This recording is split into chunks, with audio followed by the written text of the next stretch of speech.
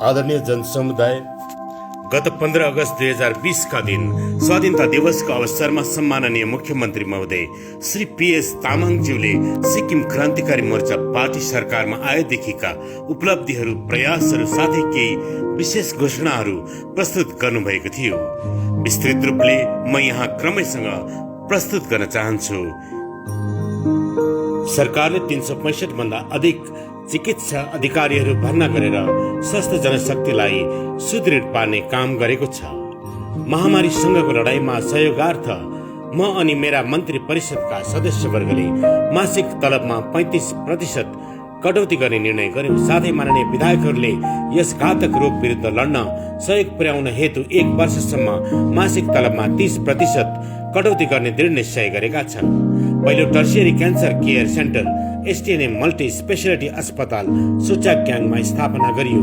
यसैगरी धेरै सिक्किमेलीहरूका निम्ति सुलभ एवं उपयोगी डायलिसिस केन्द्रहरू पश्चिम र दक्षिण जिल्लामा स्थापना गरिएको छ। हामीले औषधि भण्डारण गर्नका लागि प्राथमिक स्वास्थ्य केन्द्रहरूमा रेफ्रिजरेटर पनि प्रदान गरेका छौं। सरकारले औषधि र उपभोग्य वस्तुहरूको बजेटमा 13 करोड 41 लाखदेखि वृद्धि गरेर 40 करोड बनाएको छ।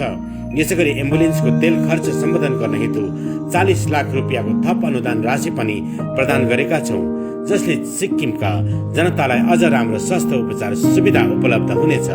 सेन्ट्रल रेफरल अस्पताल तादोङमा 2 लाख रुपियाँसम्मको नगद रहित उपचारको लाभ गरिब र खाँचोमा परेकाहरूको लागि मुख्यमन्त्री राहत कोष अन्तर्गत मुख्यमन्त्री ग्रामीण स्वास्थ्य बीमा योजना मार्फत प्रदान गरिएको छ। कुनै पनि बिमारीको असहायपना र आवश्यकतालाई सम्बोधन गर्न हेतु हाम्रो सरकारले आर्थिक सहयोग पनि पुर्याइरहेको छ।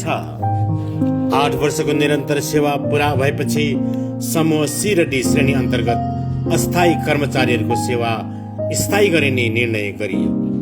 सरकारले समूह C र D सेवा आवेदकहरूको लागि मौखिक परीक्षा पनि हटाएको छ। मनरेगाका साधारण श्रमिकहरूको रु 192 रुपियाँ रोजदेखि बढाएर 205 रुपियाँ, अर्धकुशल मजदुरहरूलाई 220 बाट 320 रुपियाँ र कुशल कामदारहरूलाई 250 बाट 335 रुपियाँ रोज वृद्धि गरिएको छ। दिल्लीमा कार्यरत IRBN जवानका लागि विस्तारित राशन भत्ता वृद्धि गरी रु 2000 देखि 2900 बनाइएको छ। दिल्लीमा कार्यरत IRBN कर्मचारीहरूका नानीहरूको शिक्षा भत्ता पुनर्बहाल गरिएको छ। हाम्रो सरकारले सिक्किम पञ्चायत ऐन 1993 को धारा 129 लाई संशोधन गरेर हाम्रो घोषणा पत्रको प्रण अनुरूप पार्टी आधारित पञ्चायत चुनाव गराउने प्रक्रिया अब फिर्ता लिएको छ। अब स्वतन्त्र रूपले पञ्चायतमा चुनावमा भाग लिन सकिनेछ। भारत सरकारको नागरिक सेवाहरूको प्रत्यक्ष भर्तीमा नेवार, बाहुन, छेत्री र माझी समुदायको आर्थिक पछौटे वर्गमा रहेका अन्य पछौटे वर्ग राज्य सूचीलाई 10% आरक्षण प्रदान गरिएको छ। हाम्रो सरकारले वृद्धावस्था, विधवा र अपाङ्ग भत्तामा 500 रुपियाँको वृद्धि गरेको छ। यसैगरी विधवा महिला भत्ताको योग्यता उमेर मापदण्ड 40 वर्षबाट घटाएर 21 वर्ष बनाएको छ। हाम्रो सरकारले ठाकुर बाडी मन्दिर निर्माण कार्यको निम्ति आवश्यक आर्थिक सहयोग पनि प्रदान गर्यो। खामदोङमा राष्ट्रिय टेक्नोलोजी संस्थान NIT को स्थापनाका लागि रु 26.4 करोडको लागतमा 100 एकड़ जमिन अधिग्रहण गरिएको छ। हामीले विभिन्न ठाउँका जमिनदाताहरूलाई कुल 83 करोड 28,819 रुपियाँको क्षतिपूर्ति वितरण गर्यौं। विभिन्न समूह अन्तर्गत 832 भन्दा बढी कर्मचारीहरूको नियुक्त एवं स्थायीकरण गरियो। साथै हामीले GRS, APOहरू र मनरेगा अन्तर्गत 143 पदहरूलाई स्थायी गरिसकेका छौं। एक मुष्टमा भन्नुपर्दा 7 करोड 87,83,500 रुपियाँ सरकारले आजसम्म बिमारीहरूको उपचारका लागि खर्च गरिसकेको छ। निशुल्क उच्च स्वास्थ्य सेवा प्रदान गर्ने आयुष्मान भारत योजनामा नाम दर्ता गर्ने लाभार्थीहरूको संख्या 31,552 बाट बढेर 1,79,000 पुगिसकेको छ। कुल 1,32,350 लाभार्थीहरूलाई महामारीको संकट कालमा मुख्यमन्त्री राहत प्याकेज अन्तर्गत राहत प्रदान गरियो। हामीले एकमुष्टमा सरकारी कर्मचारी र पेन्सनधारीहरूलाई धेरै वर्षदेखि बाँकी रहेको वेतन निर्धारणको रहल रकम पनि वितरित गरेका छौँ र एक परिवार एक नोकरीका कर्मचारीहरूको तलबको भुक्तानीका लागि पनि रकम छुट्याइसकेका छौँ। पाक्किम विमानस्थलको निर्माणबाट प्रभावित बनेकाहरूको क्षतिपूर्तिका लागि 20 करोड रुपियाँ छुट्याएका छौँ। सरकारले विविध विषयहरूको अध्ययन गर्न सक्ने एउटा शिक्षा केन्द्रको स्थापना गर्ने निर्णय लिएको छ। यसैगरी सेन्टर फर एक्सिलेन्स स्थापना हेतु हामीले सोरेङ क्षेत्रको च्याखुङमा 5 करोड 50 लाखको लागतमा 7.51 एकड जमिन अधिग्रहण गरेका छौँ, जसले उच्च शिक्षामा क्रान्ति ल्याउनेछ र सिक्किमलाई एउटा गुणस्तरीय र बहुअनुशासनिक शिक्षाको शैक्षिक केन्द्र बनाउनेछ। आउँदा दिनहरूमा सरकारले जनताको हितमा गर्न गइरहेका केही प्रयासहरू यहाँ उल्लेख गर्न चाहन्छु। सिक्किम गरिब आवास योजना अन्तर्गत रु 17,61,682 को लागतमा गरीब ग्रामीण जनताका लागि कुल क्षेत्रफल 678.50 वर्ग फिटको गृह निर्माण गरिनका साथै एउटा टेलिभिजन र फर्निचर सेट पनि प्रदान गरिनेछ। यसैगरी सिक्किमका शहरी गरिब जनताका लागि सिक्किम शहरी गरिब आवास योजना पनि सुरु गरिएको छ। हालै सम्पन्न मन्त्री परिषदको सभाले 481 करोड रुपियाँ गरिब आवास योजनालाई यथाशीघ्र सुरु गर्न हेतु मन्जुरी प्रदान गरिसकेको छ। हामीले सिक्किमका गरिब र विपन्न परिवारका 45,069 घरहरूको मर्मती पनि आरम्भ गरिसकेका छौँ। पश्चिम सिक्किमलाई उच्च पर्यटन कोरिडोर बनाउँदै पर्यटन स्थलहरूको उन्नति एवं परिचय गराउने उद्देश्य हामीले राखेका छौँ। हाम्रो सरकारले वृन्दावनको अवधारणामा पश्चिम सिक्किमको दोदकमा इको टुरिज्म कम्प्लेक्स विकासको पहल गरिरहेको छ। दक्षिण सिक्किमको नन्दुगाउँमा हेभेनली पाथको अवधारणामा हर्बल मेडिकल योग र आध्यात्मिक कम्प्लेक्सको विकासका लागि सरकारले धनराशि छुट्याइसकेको छ। पश्चिम सिक्किमको मङसारीमा मङ्गरजोङ ऐतिहासिक परिसर निर्माण गर्न सरकारले आवश्यक कोष छुट्याइसकेको छ। हाम्रो सरकारले बुदाङगढी पाण्डममा 54 फिट अग्लो निशानीकारी देवीको प्रतिमा निर्माण गर्न हेतु 63 करोड रुपियाँ छुट्याएको छ भने वर्तमान आर्थिक वर्षमा 2 करोड 50 लाख रुपियाँ प्रावधान सहित चट्टानदेखि मन्दिरसम्म पैदल मार्ग निर्माणको लागि स्वीकृति प्रदान गरेको छ। पारुहाङ साप्तेन माङखिम राङ्कामा अवस्थित राई संस्कृति सह पर्यटक केन्द्रको प्रारम्भिक कार्य सम्पन्न गर्न वित्तीय व्यवस्था विस्तार गरियो। दक्षिण सिक्किम अन्तर्गत तिमी नाम्फिङको आदर्श गाउँमा देवी मन्दिर निर्माणका लागि वित्तीय सहयोग प्रदान गरियो। लाचुङ र लाचेनका लागि गुरु रिम्पोछेको मूर्तिको निर्माण गर्न हेतु आवश्यक बजेटको व्यवस्था सरकारले गर्नेछ। राज्यका 21वटा विभिन्न धार्मिक संस्थानको मर्मती एवं निर्माण र अन्य गतिविधिहरूको लागि सरकारले 15 करोड 30 लाख रुपियाँ छुट्याएको छ। हामीले नाम्चीको भाइचुङ स्टेडियमको प्रारम्भिक कार्य सम्पन्न गर्न पनि सक्रिय कदम चालेका छौँ, जुन विगतको सरकारले लामो समयसम्म बेवास्ता गरेको थियो। दुर्घटनामा मृत्यु हुने सवारी चालकहरूले यसअघि पाउने अनुदान दर रु 3 लाखबाट वृद्धि गरेर 5 लाख रुपियाँ गरिएको छ। सरकारले चारै जिल्लाका उत्कृष्ट चालकलाई वाहन नम्बर दर्ता प्रमाण पत्र सहित प्रत्येक वर्ष नयाँ ट्याक्सी बोलेरो वाहन प्रदान गर्ने निर्णय लिएको छ। नयाँ सरकारले 7 जुलाई 2019 का दिन एउटा नयाँ हरित पहल पृथ्वी माताका लागि एक दिन योजना सुरु गर्यो। प्रत्येक विधायकले यस वर्ष आफ्नो निर्वाचन क्षेत्रमा 1000 बिरुवा रोपेका छन्। म तपाईहरु सबैलाई अनुरोध गर्दछु कि यो कार्यक्रमलाई थप जीवन्त बनाउनका लागि हरेक वर्ष सबै दिशाबाट सहभागिता दिएर योजनालाई अझ सुदृढ बनाइदिनु हुन हार्दिक आह्वान गर्दछु। आर्थिक सर्वेक्षणको सन्दर्भमा यथार्थ बुझेर जनतालाई लाभान्वित गर्न राज्यमा ताजा आर्थिक सर्वेक्षण इकोनोमिक सेन्सस गरिनेछ।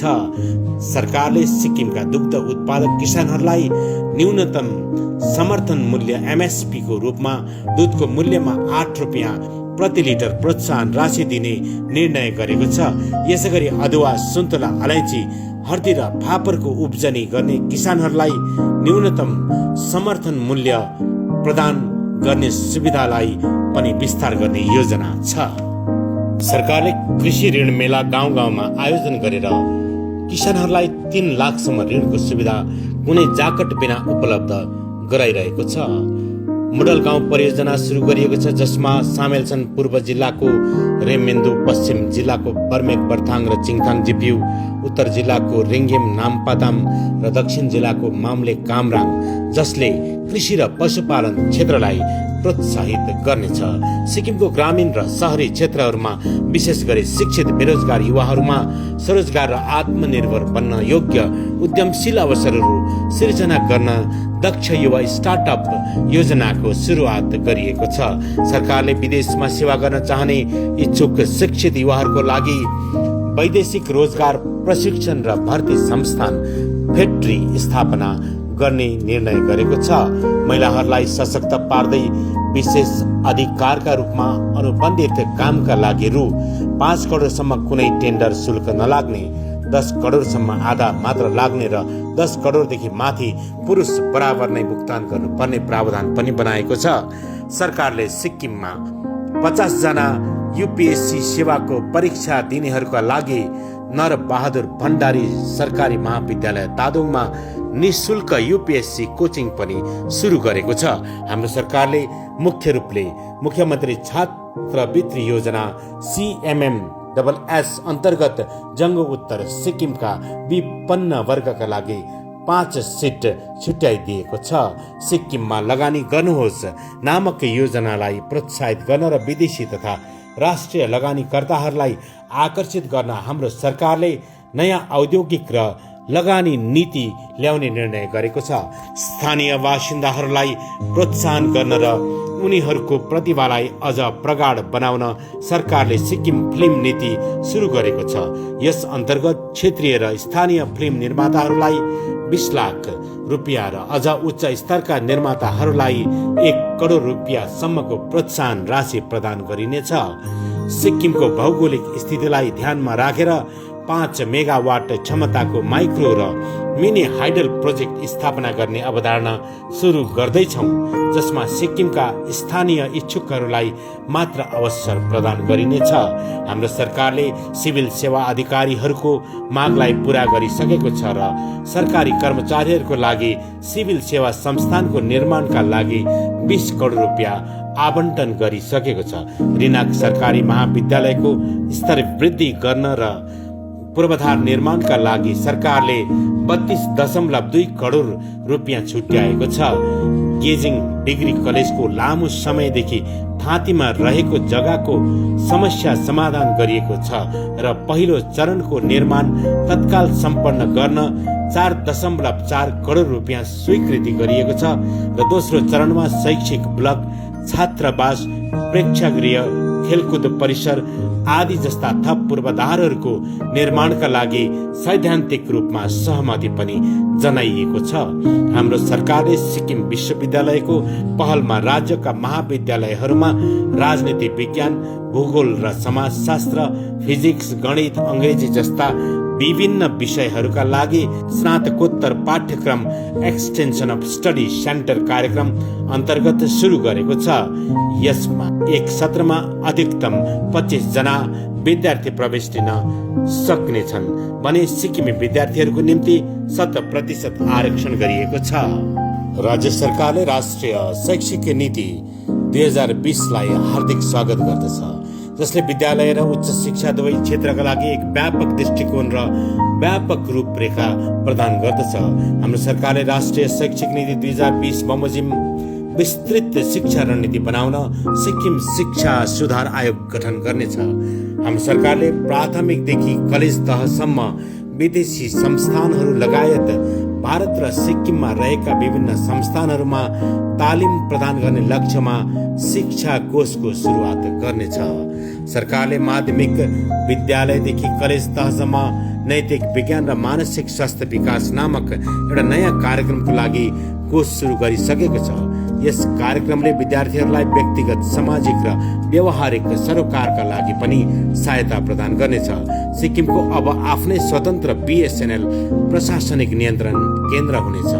यो एक समाधान नगरिएको मुद्दा थियो र 3 दशकदेखि हाम्रो राज्यले सामना गरिरहेको एक प्रमुख समस्या हो। यस अतिरिक्त राज्यका 17वटा खण्ड प्रशासनिक कार्यालयलाई अप्टिकल फाइबर केबल मार्फत इन्टरनेट सेवा प्रदान गर्ने काम सुरु भइसकेको छ र केही महिनामा यो कार्य पूरा हुनेछ। सिक्किम विधानसभामा लिम्बू र तामाङ सिट आरक्षण र सिक्किमका 11 समुदायलाई अनुसूचित जनजातिको दर्जामा समावेश गर्ने लामो समयदेखिको रहेको समस्या समाधान गर्न म सिक्किमका जनतालाई आश्वस्त पार्न चाहन्छु कि यो लक्ष्य प्राप्तिमा सरकारले सबै दृष्टिकोणमा काम गर्नेछ र छिटै समाधान गर्न मन्त्रालयमा यस विषयलाई बारम्बार आह्वान गर्दै आएको छ। हाम्रो सरकारले 17औं ग्यालवाङ कर्मपा उगेन ट्रिनले दोर्जीलाई रुम्तेक मठमा आफ्नो आसनमा स्वागत गर्दै सिक्किमका जनताको आकांक्षा पूरा गर्ने हर सम्भव प्रयास गरिरहेको छ। विगतको सरकारले पुराना बसोबास गर्नेलाई जग्गा र भवनहरूको बिक्री खरिद लिजको लागि पञ्जीकरण कार्यमा 10% शुल्क लगाएको थियो, जसलाई सुधार गर्दै हाम्रो सरकारले 5% शुल्क घटाउने पहल गरेको छ। हाम्रो सरकारले नवीन शिक्षण पद्धतिहरूको साथमा प्रत्येक जिल्लामा एउटा नमुना विद्यालय स्थापना गर्नेछ, जुन विश्वका सर्वश्रेष्ठ संस्था सरह रहनेछन्। अनलाइन कक्षालाई वास्तविक समयमा र सबैलाई उपलब्ध गराउने दिशामा आवश्यक पूर्वाधार स्थापना यथाशीघ्र गरिनेछ। सामूहिक रूपमा उत्कृष्ट प्रदर्शन गर्ने विद्यालय पुरस्कार अन्तर्गत विद्यार्थी, शिक्षक, अभिभावक र स्थानीय समुदायको समन्वयमा विद्यालय वरिपरिको उत्कृष्ट दिगो शिक्षा वातावरण सिर्जना गर्नेलाई सम्मानित गरिनेछ। सूचना प्रविधि र सरकार एका अर्कामा अभिन्न अङ्ग नै भएका छन्। वर्ष 2022 सम्ममा राज्यको IT क्षेत्रलाई महकुमा, खण्ड विकास कार्यालय लगायत ग्राम प्रशासनिक केन्द्र स्तरसम्म पुर्याउन सरकार प्रतिबद्ध रहेको छ। सरकारी योजनाहरूको लागि सबै आवेदन अनलाइन गरिनेछ। यसलाई सुचारू रूपले कार्यान्वयन गर्न विभागहरूले IT आधारित योजना अनुगमन प्रणाली विकास गर्नुपर्नेछ। म यो घोषणा गर्न पाउँदा गर्व महसुस गर्दछु कि पश्चिम सिक्किमको याङथाङलाई पहिलो IT स्मार्ट गाउँको परियोजनामा सामेल गरिएको छ। यसमा केन्द्र सरकारलाई म आभार व्यक्त गर्दछु, जहाँ गाउँमा समर्पित नेट कनेक्टिभिटी र प्रत्येक आवश्यक सुविधा पनि त्यस गाउँमा उपलब्ध गराइनेछ। पूर्व सिक्किमको विशेष आर्थिक क्षेत्रको रूपमा नाम्लीको नाम घोषणा गर्न पाउँदा म खुसी महसुस गर्दछु। मार्ताम रुम्तेक निर्वाचन क्षेत्र अन्तर्गत रहेको यो गाउँ राज्यको यस्तो पहिलो विशेष आर्थिक क्षेत्र स्पेशल इकोनोमिक जोन हुनेछ, जसको विकास सूचना प्रविधि सेवा आधारित उद्योगहरूको क्षेत्रमा अग्रगामी रहनेछ। हाम्रो सरकार स्वास्थ्य सेवा सुलभता प्रत्येक आम मानिसको घर घरमा पुर्याउन चाहन्छ। वर्ष 2021 को अप्रेल महिनादेखि हरेक गाउँमा मोबाइल ग्रामीण चिकित्सालय उपलब्ध गराइनेछ। उक्त क्लिनिकमा 1 जना डाक्टर, 1 जना नर्स र सबै आधारभूत औषधिहरू उपलब्ध रहनेछन् र हरेक गाउँमा हप्तामा एकपल्ट यो सुविधा उपलब्ध हुनेछ। यसरी डायलिसिस केन्द्र पनि सबै उपस्वास्थ्य केन्द्रहरूमा स्थापित चाँडै गराइनेछ। सरकारले STNM सोचेगाङ गान्तोकको परिसरभित्रै मेडिकल कलेज स्थापना गर्नेछ। हाम्रो सरकारले 50वटा MBBS सिटहरू प्राय सिक्किमका विपन्न परिवारका योग्य उम्मेदवारहरूलाई अर्को शैक्षिक सत्रदेखि आफ्नो मेडिकल कलेज नबनिउन्जेल प्रायोजित गर्नेछ। सरकारले जोरथाङमा क्यान्सर अस्पताल स्थापना गर्ने योजना बनाएको छ, जसमा सम्पूर्ण उत्तर पूर्वी भारतभरिकै उत्तम सुविधा उपलब्ध गराइनेछ। म यस अवसरमा सिक्किमका 5000 ट्याक्सी चालकहरूलाई मुख्यमन्त्री ग्रामीण स्वास्थ्य बिमा योजना मार्फत मेडिकल बिमा सुविधाको पनि घोषणा गर्न चाहन्छु। ट्याक्सी सवारी चालकहरूलाई सजिलै लोन उपलब्ध गराइनेछ। सिक्किम स्टेट ब्याङ्कबाट सिक्किमको सवारी बिमाका लागि उक्त लोन उपलब्ध गराइनेछ। सिक्किमका गरिब जनताका लागि 9 लाख रुपियाँ लागतको सानो घर निर्माणका लागि नयाँ कार्यक्रम मुख्यमन्त्री गरिब आवास योजना पनि सुरु गरिने घोषणा आज म गर्दछु। हाम्रो सरकारले वास्तविक बीपीएल परिवारहरूको पहिचान गर्ने र उनीहरूलाई सहयोग पुर्याउने लक्ष्य राख्नेछ। हामी यो सुनिश्चित गर्दछौँ कि नयाँ बीपीएल सर्वेक्षण चाँडै गरिनेछ र सिक्किमका 27,000 वञ्चित बीपीएल परिवारहरू पनि यसबाट लाभान्वित हुनेछन्। म सिक्किम महिला पुलिस विशेष टास्क फोर्सको स्थापना गर्ने घोषणा गर्न चाहन्छु। साथै सिक्किमका महिलाहरूलाई यस अवसरको फाइदा लिन प्रोत्साहित पनि गर्न चाहन्छु। म अवगत गराउन चाहन्छु कि हाम्रो सरकारले कठिन मनसुनको समयमा सहज यातायातका लागि भूमिगत सडक अथवा टनेल निर्माणको पहल पनि सुरु गरिसकेको छ। विशेष नशामुक्त भारत अभियान अन्तर्गत 272वटा जिल्लालाई ध्यान केन्द्रित गरी योजना बनाइएको छ। सिक्किमका 4 जिल्ला उक्त सूचीमा अन्तर्भुत भएका हुँदा अब हामी सबैले यो अभियानलाई अघि बढाएर राज्यलाई नशामुक्त बनाउने दिशामा कार्य गर्नुपर्नेछ। सामूहिक जागरुकता, उच्च शिक्षा क्षेत्रमा सचेतना, साधारण जनमानसमा पुगेर परामर्श आदान प्रदान गर्नुपर्ने, उपचार केन्द्र एवं पुनर्वास केन्द्रहरूमा सुलभ एवं सहज उपचारको सुविधा प्रदान गरिनुपर्ने, दक्षता एवं योग्यताका लागि कौशल विकास आदि प्रशिक्षण कार्यक्रमको आयोजना पनि गरिनुपर्ने विषयमा विभाग लगायत सर्वसाधारण नै सचेत एवं सजग हुनुपर्ने स्थिति अघि आएको छ। म आह्वान गर्दछु, समाजमा बढ्दो नकारात्मक प्रवृत्तिलाई निर्मूल पार्न हामी सबै अघि बढौँ, समग्रमा जागरुक बनेर आफ्नो समाजको पूर्ण सुरक्षा गरौँ।